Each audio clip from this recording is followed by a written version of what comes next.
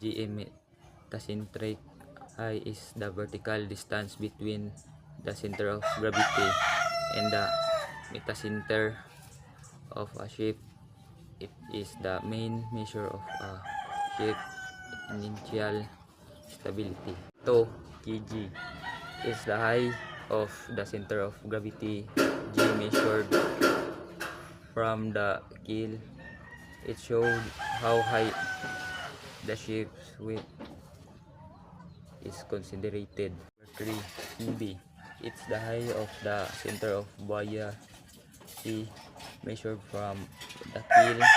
It represents how high the buoyant force act on the ship. 4 km. It's the height of the metacenter measured from the keel.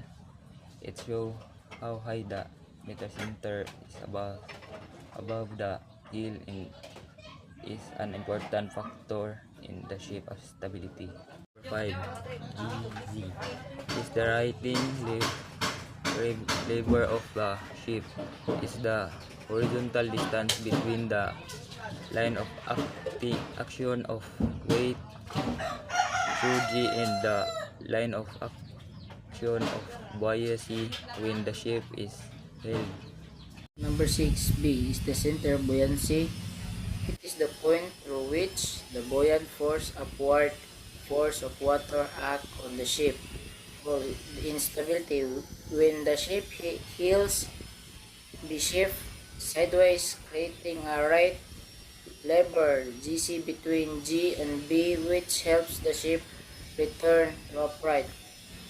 7. M is the metacenter. It is the point about which a ship heels for small angles of inclination. M is formed by the intersection of the vertical line through the new center of buoyancy with the ship original certain line when the ship heels. 8. G is the center of gravity.